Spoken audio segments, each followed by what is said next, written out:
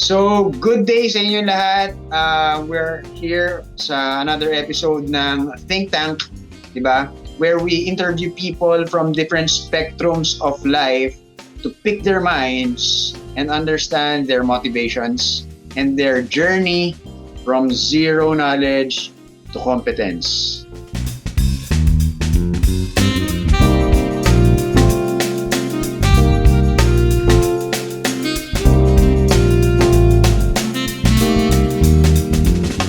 So our guest for today, she's an occupational therapist major in pediatrics, and she's a fitness enthusiast, and she's a volunteer in New Life Alabang.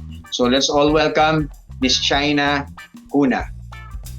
Hi, Miss Chynna. Yun, thank you very much. Oo, alam ko, siyempre lahat naman, baka marami kang ginagawa din. Pero thank you for taking the time na makasama ka namin. Ako personally, marami rin akong mga questions eh. So hopefully, masagot yan lahat and makatulong to sa lahat ng mga listeners natin. Ayan. Wow, So, I hope so too. okay, so sige. Siyempre, ang una kong tanong, kasi hindi naman lahat nagsimula na gusto kagad ng fitness eh. Di ba? So, ikaw ba, question ko, kailan nag-start ikaw mag-workout? And paano ka nagkaroon ng motivation na hanggang ngayon? Ilang years na ba? Diba? Yeah. Tapos, yan. Anong motivation mo kung ba't ka nag-start? And ngayon, syempre, I don't know kung iba yung motivation mo ngayon. Yeah. Na nagbago ba? Sige, tell us more about it. Okay. So, I started working out lang after I graduated college. So, that was around, I graduated 2012. Tapos mga ganung time, nag-start ako. And the only method of fitness I knew was parang medyo bodybuilding type. So, yung mga medyo buhat pakal gym.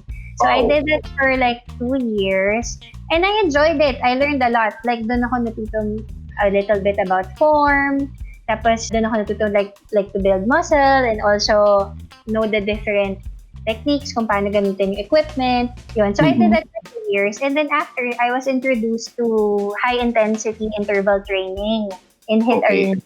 So, I did that also for around almost 2 years. Tapos, doon ako na-open sa world of CrossFit, and which I am currently doing now. So I'm enrolled in HMB na gym here in DF Homes, but because of the quarantine, yun nga, actually nasira yung fitness routine. Kasi when the quarantine started, masyado ko na-enjoy yung Netflix and junk food. Pero alam mo, sobra talaga grabe kasi even before the quarantine, parang naka-mindset na ako na I'm not gonna go back to working out. Na I'm just gonna jog, yun na lang yung gagawin ko. Parang nawala na yung motivation ko. And then I think come June, my coach in HMB before, si Coach David, messaged me lang like in Instagram and then kind of invited me to try his program for just a week and then check lang. Tapos sabi ko naman, parang nahiya naman ako, like, to resist, diba? Pero, oh my gosh, when I started it, sobrang nagustuhan ko yung program niya, yung community, yung workouts. Yun, tapos that's what started it, yung online programming niya. So, I am under Coach David. Yung pangalan ng team niya is Dominate Your Goliath. It's a personal online coaching class. And then, parang we have an app in Sugarwood. So what happens basically is that every 6 p.m. at night, he posts the WOD that we're gonna do the next day. Tapos, may option kami if gusto namin mag-Zoom class or do it by yourself. So, masaya siya eh. Kasi like ako, I find it very motivating to work out with other people rather than ikaw lang mag-isa. Yeah. Oo. Tapos, he also helps out with the nutrition and the mindset, which hindi ako sanay sa approach na yun. Before kasi, I just go to the gym, do the WOD, isipin ko lang yung weight ko, yun lang eh. Pero parang when in-introduce niya sa akin, like, ano ba yung kailangan kong baguhin with my thinking, ano ba yung kailangan kong baguhin with my food, and I guess it all worked out. Nag-mesh talaga. Yeah. Okay. Kasi ako, curious ako, no? Kasi karamihan ng mga women I know na nag-start ng workout or na-motivate mag-workout, ano sila ang talagang motivation nila is parang more of gusto ko maging sexy, gusto ko magpa-abs, parang Miss Colleen Garcia. Pero sa'yo, no, ang nakakagulat, very intriguing na bodybuilding. Yung sa'yo. Yeah. Kasi well, before yung yung unang-una before. Yung start, no? Ano yun? Ito question lang. Parang gusto mong maging, talagang medyo muscular type nung before? No naman. It's just that yun lang yung alam ko na fitness. Okay. Got it. Kasi when I started, wala talaga akong alam. And then, there was just a friend who introduced me, yun nga, parang buhat bakal gym. Tapos tinry ko lang, kasi yun ang alam ko eh. Wala talaga akong alam diba? Pero I get what you're saying, kasi like right now, if you're gonna ask me right now kung bakit ako nag-workout ulit, it was basically because of my weight. I noticed na I was at my heaviest, medyo heaviest na. And if titingnan mo yung BMI ko, overweight na siya when I started. So that kind of motivated me. And parang yun yung naging goal ko, not to put down my body fat. Pero, like now, a little over 2 months in, I noticed na iba na yung mga goals ko and motivations ko. It's more of improving my performance, pagtaas ng pag-reach ng bagong PR, pag-unlock ng bagong skills. Parang ngayon ang napapansin ko na hindi ko dati thinking is that, kunwari, pag may nabuhat akong weight na hindi ko kaya dati, mas excited ako doon kaysa mawalan ako ng 2 pounds. Alam mo yun? Parang, parang for me, yung how I am performance-wise is my parang pinaka-motivation. Rather, pero syempre, the goal pa rin naman talaga is to cut down on body fat, Yeah. Pero nadadagdagan siya. We'll discuss more of that later kasi nga gusto ko rin mag-dwell dyan sa topic na yan. Pero isa sa mga napag-usapan natin bago tayo magkaroon ng interview nung nag-usap tayo, isa sa mga tanong ko and hindi lang pala ako and merong mga misconception about sa workout ng male and female na ano bang gagawin? Mas magaan lang, higher reps. So, ngayon, tell our audience kung ano masasabi mo sa misconception about female workouts and male workouts. Yan. I think one of the main misconceptions is that pag female, dapat mas ma-cardio lang. Kailangan treadmill, jogging, more of super lightweight. And you know what? I have nothing against that naman. Tsaka ako, naman coach I'm just a fitness enthusiast. And naggawa ko rin yun before na puro cardio lang. And you're gonna see results pa din. Kasi, working out and doing cardio is still better than not doing anything at all. Diba? So you're gonna see improvements with your endurance and your agility and your cardiovascular health. Makikita mo yun eh. Pero it's just that the thinking of women lifting weights na hindi yun appropriate or lalaki ka ng sobra is not really true. Yeah. Because, parang in my program in Dominate, we all do the same WODs. So every day, we see the same WOD. Ang nagbabago lang is kunwari, yung weights na i-carry namin, depende sa fitness level mo. Level. Or for example, I'm the type na mas matagal na ako compared sa guy na bagong pasok lang. So sa kanya, lighter weights yung gagamitin niya. Ako, heavier kasi mas matagal na. So it's not really because, ikaw dahil babae ka, lighter weight ka. Pag guy, ito automatic, mabigat ka. It's not really like that. Kasi there's so many things to think of, yung form, kung okay na ba yung form, okay na ba yung endurance mo, matatagalan mo ba yung weight na yun for that whole WOD. So, basically that. Isa kasi sa mga misconception din ng mga women na parang baka maging ako mukhang Amazon. Pero ikaw ba, for you, anong advantages kung ang women is mag-workout din ganun din, may weightlifting versus cardio lang? Yeah. difference? I think like one of the main differences is that pag mas mataas yung muscle mass mo, yung basal metabolic rate mo aakit din. So, ang Okay. difference, like, ang maganda dito, pag nag-cardio ka, you're gonna lose weight or calories while you're doing it. But if you do strength training, you're gonna lose weight even after it. Even after Yun. the workout. Kasi, yung muscles mo, di ba? The more muscles you have, the more calories you can burn. Di ba? So, it also improves your bone and muscle health. It also improves your strength, your posture. Like, I noticed when I was just doing cardio, may kubakas talaga ako. Medyo may pagkakuba ako. But ever since I did strength training again, napansin ko like my back muscles are more straight, my posture is better. And also, endurance-wise, mas marami akong nagagawa ngayon compared to just doing cardio before. Okay. So, hindi ko na may mention yung mga friends ko, narinig nyo ha. So, hindi pwedeng puro cardio lang. So, merong benefits yung weightlifting din. Merong sigurong threshold silang i-maintain para wag maging yung muscular look. You know, for you to be able to look like that, yung what you're saying, sobrang big na women, that's so hard like to attain. Okay, You have to be lifting more than your weight. You have to be eating so much more like to gain that amount of muscle mass. Sobrang taas ng protein, sobrang taas ng carbs. Pati yung hihit mo na macros is so much higher than what you're usually eating. Actually, mas stretch ka pa nga for you to be able to do that. So, like ako, I'm lifting heavy weights now, but I don't think naman na I'm at a point na parang, alam mo yun, yung sobrang big. Thank you. Kasi ngayon, mas at ease ako na magsabi sa mga friends ko na women na it's okay to do weightlifting and beneficial siya as long as nandun ka lang sa capacity mo.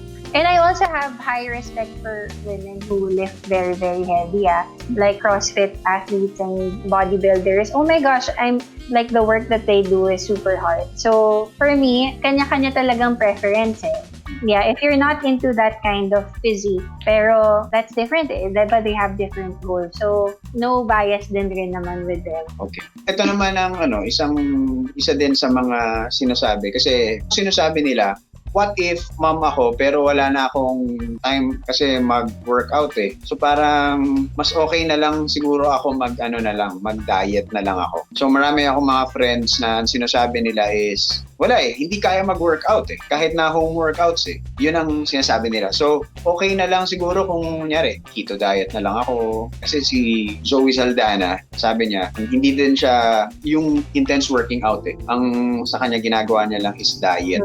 So ikaw ba, anong masasabi mo if diet na lang, will it suffice na diet na lang tapos walang workout? And anong difference ng working out tapos may diet for you? Okay. Pero ito, like, disclosure lang kasi I'm not a mom. So, I don't know. Hindi ko rin alam yun. I don't know. Siyempre, iba-iba tayo ng time and schedules. But I can speak for my team who are moms na may 3 kids, 4 kids, and I see them every day. Like, every morning, kasabay ko sila mag-workout. And they can do it, Parang, I think it all comes down to how much you want it, diba? Siyempre, if you're just interested in it, parang you like the idea of getting fit, it's kind of hard talaga to prioritize it. But if you're committed to your goals, you'll really find time.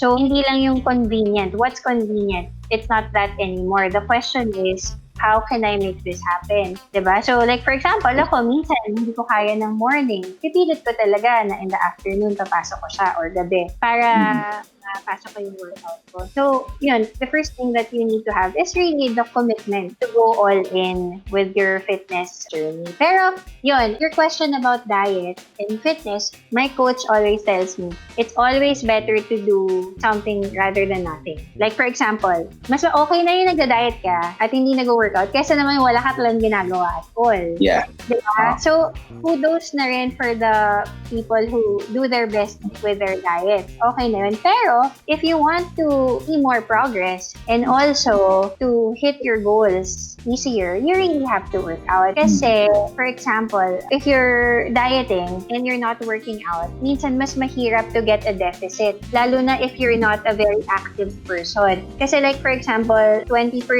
ng binaburn mo na calories is, yun nga, yung mga when you're moving, when you're doing the things, laundry, walking the dog, tapos 10% exercise. So if you remove that percentage agad, parang, di ba, mas mahirap for you to find that deficit in your calories burned. So I suggest pa rin talaga to work out, at least like, for example, yung sabi, recommended 3 times a week to put in your workouts. Yun. It depends. Like ako, I work out 6 to 7 times a week. A week. Okay. Yeah. Yun nga again, iba kasi pagka specific workout than random movements na merong isolation dun sa may tawag workout. dun eh. May tawag dun. Yun yung non-exercise activity thermogenesis. Yun yung mga parang naglalaba, naglilinis, nagwawalis. Pero meron din kasi yung exercise activity thermogenesis, which is based from the workouts that we do, which is like 10% din ng nabuburn ng body mo. And kaya siya mas mababang percentage is because if you think about it, if you work out, that's just 1 hour in your day. Maximum 2 hours max na yun, di ba? In your day. Yun, I don't have anything against naman, syempre, people not working out. Pero if you can, like lalo na ngayon, nasa bahay lang naman tayo, try to put in the work. Yeah. So yun, isa pang question nga din dito, yung sister-in-law ko, she's a ballet dancer. She took up sports and exercise nutrition course. So, she told me that if you want to work on your waistline, ayan, kasi maraming women, parang yun talaga yung problem nila. Ay, laki na ng tiyan ko, ganon. So, ang ginagawa ng karamihan and ang misconception nila is laging araw-araw mag-ab workouts. So, ang assumption is pag araw-araw ako mag-ab workouts, yung tiyan ko liliit. So, ano masasabi mo ba dyan sa misconception na yan? And ano yung mga pwede mong tips para dun sa mga women na gusto talaga ng result na, ay, gusto kong lumitin dyan? Okay, so, yun, there's a saying that abs are made in the gym and revealed in the kitchen. And it's very true talaga. Kasi we all have abs. We all have abdominal muscles. And when you work out, when you do ab exercises, and not just ab exercises, like when you work out per se, you really develop naman your core kasi you're always engaging the core and you're always strengthening naman your core. It's just that if you're not eating properly, hindi yan lalabas. So, even if you do 500 crunches a day, but you eat junk all day, and hindi ka nagka-calorie deficit, it's not gonna be seen. Hindi talaga lalabas yung abs mo. Kasi, imagine, this is your abdominal muscles, there's a layer of fat over it. So, the goal is to remove that layer of fat para makita yung curvatures of your abdominal muscles. And I know that kasi ang tagal ko rin naman nag-workout dati na hindi ko iniisip yung food ko. Wala. Hindi naman talaga lumalabas yung abs. So, if you want abs, it's really your food. And my tip talaga is that you really have to be in a calorie deficit. So, that's the first thing. Calorie deficit meaning yung amount of food na pinapasok mo should be less than what you expend. Yung ina-expend mo na energy or calories. So, kunwari, if I eat 1,500 calories a day, tas 2,000 yung ina-expend ko, meron akong 500 na deficit. So, if you add that in a week, pwedeng maging 1 pound ang malose mo in that week. So, parang ganun siya, calorie deficit. And like my tip is that one thing I've learned this like season lang there's so many diets. Pwede kang mag-keto diet, pwede kang mag-intermittent fasting, pwede kang mag-low carb, pwede kang mag-vegan, madami. But it all comes down to a calorie deficit. So if you're still eating more than you should, kahit healthy pa yan, kahit pure fruits lang yung kinakain mo, pero it's more than your recommended calorie intake, you're still not gonna lose weight. Kasi ang calorie is just, it's like a unit of energy. So, yeah, you get it. Nag-get mo ba? Yes. Oo. So, ngayon ko lang din siya na naiisip. So, yan, misconception yan sa akin. Ngayon ko lang din natutunan na ang assumption ko before, kain ka lang ng kain, healthy naman Ang sa akin kasi pinakamahirap, I don't know for you pero isa sa mga pinakamahirap talaga i-workout yung abs Parang today you have it, tapos napakain ka lang, tomorrow wala na Yun yung napansin ko sa abs Yeah, For me, kasi oo. yun yung may bloating, water retention, tapos yun nga, yung fat, diba, yung sinasabi ko, the fat over your abdominal muscles. So, yun, minsan nawawala yung definition ng abs mo, but it's still there. Yes. Yun. Natatakpan lang. May layer lang of fat. Ikaw ba, ano yung mga tools na ginagamit mo? Kasi meron namang mga people na gusto nila na maging okay katawan nila. Pero parang, for example, yung mga hindi pa talaga aware doon sa count ng calories, parang how do I do that? Ano ba, may app ba yan? Pero kasi parang ang complicated para lalo na dun sa mga people na ngayon palang magsisimula na makakapanood. Saan sila pwede mag-start na madali lang muna? I guess, like, my advice talaga is to seek help muna from a fitness coach or like a coach or someone who can help you count ano ba talaga yung calories mo. Ilan calories ka ba a day? Or parang will help you compute or how to start man lang. Kasi ako, I have to admit, hindi rin ako parang equipped for that. But yun, since my coach gave me like a specific direction, yun. So what I use is MyFitnessPal. Okay. So in MyFitnessPal, you just have to input the food that you eat. Tapos lalabas dun yung calories niya and also yung protein, carb, and fat niya. Usually kasi, meron ka dapat hinihit na protein, carbs, and fat in a day na yun yung limit mo or yun yung kailangan mong tamaan every day to get the result that you want. Pero yun sa akin kasi, it's not purely counting calories. Kasi, calories matter, but it's not the entire thing. Like, for example, dati I count calories, but I don't really care kung anong kakainin ko. Basta pasok sa calorie. So, kunwari, kumain ako ng donut, kumain ako ng processed na food, na pasok pa rin sa calories, which is good, okay. Ganun din ako. Pero the problem is, yung energy mo will not last. Like, for example, if I eat a donut, I'm gonna be full for like a few minutes, and then after, wala na. Compared kung kumain na lang ako ng, kunwari, 2 cups of lettuce, or 3 cups of lettuce na sobrang filled ako plus may nutritional value pa akong nakuha. Much better. Mas matagal yung energy mo for the day or time na meron ka after you eat it. So, I'm not saying don't eat processed food. It's just that be wise then on what you put in. Yun lang yung natutunan ko rin this season. My coach showed me na parang ang analogy mo dyan is that if you see food as fuel and then puro junk yung kinakain mo, para ka nagalagay ng diesel compared sa mag-premium na gas ka na non-processed foods, tapos fruits and vegetables and the right meat and everything, mas maganda yung performance mo, diba? So it's not just calories. You also look at the quality of the food that you're eating. Ganda nun, nagre-reflect ako eh. Panoorin ko rin to after. Medyo masakit sa akin kasi siguro sa mga hindi kasi nakakaintindi ng pinag-uusapan namin. So, ito yung tinatawag na MyFitnessPal. Ewan ko kung Anyway, dito kasi i-input mo yung sobrang madali lang, i-download lang siya. Tapos isulat mo lang. Minsan nga kahit yung yung sa barcode lang ng kinakain mo.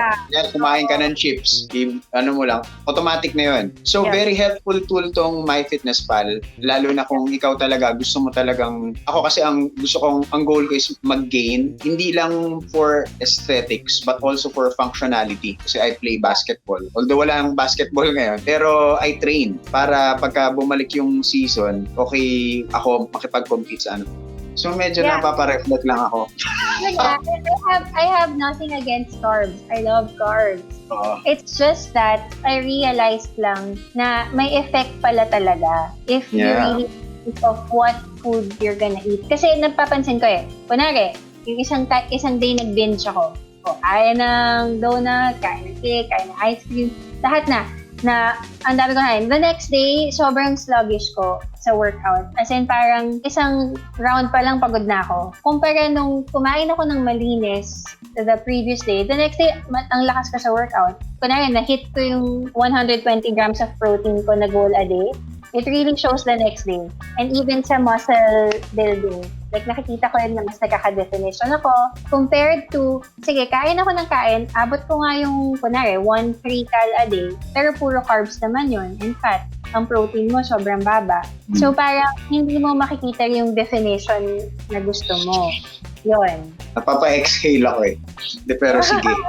Siguro, kailangan din for the people naman na ayaw nyo pang pumunta naman sa ganong level. Wala namang pressure. Ako naman kasi gusto ko din na maayos. Ito natutunan ko na what you eat, kahit na na-hit mo yung protein target mo, na-hit mo yung fat target mo. Pero yun nga yung retention niya, pati hindi kasi makakount dito yung kung healthy yung food 'di ba? So pati yung impact niya sa katawan mo. Okay siya, ano siya sa akin, new thing na gagawin ko, and thank you. Okay, dahil and follow-up question lang, meron ka bang encouraged na supplements? Kasi ako, what I take is, ewan ko kung okay ba to, so magtanong na din ako. Meron akong pre-workout drink, tapos meron akong whey pro, and creatine. So yung tatlo lang. Yeah. I'm not an expert sa supplements, pero like personally, I take whey protein. So, whale co, whey isolates. Usually I take that in a day. Tapos ang supplements ko kasi more for health. So like for example, I take collagen, fish oil, L-carnitine, vitamin C. Usually yun lang. Pero yun, hindi ko na-explore masyado yun. Creatine. Yung BCAA, I do take it before. Although now, the only reason why I'm not taking it now, kasi I think naka 4 months na akong intermittent fasting. So, if I take kasi the BCAA, yung akin kasi, meron siyang, masisira niya yung fast ko. I work out in the morning. 7 a.m. since ako nag-workout. So, I don't take it. And I don't feel like I need it kasi. I don't need it. So, don't take supplements just because you see other people taking it. So, check muna. Do you need it? If you can do without it naman, edi pwede namang hindi. Also, gusto ko rin palang sabihin, they're called supplements for a reason. Kasi ibig sabihin, ang kukunin pa rin natin siya sa food. So, pagka kulang para siya, kunyari gabi na, dun ka lang mag-take. Ako yun naman ang sinabi sa akin ng coach ko. So, hindi tayo magiging dependent doon. So, ano siya? Supplement siya. Yun. Yeah. So, thank you. Marami akong natutunan, and I hope yung mga audience din natin maraming natutunan.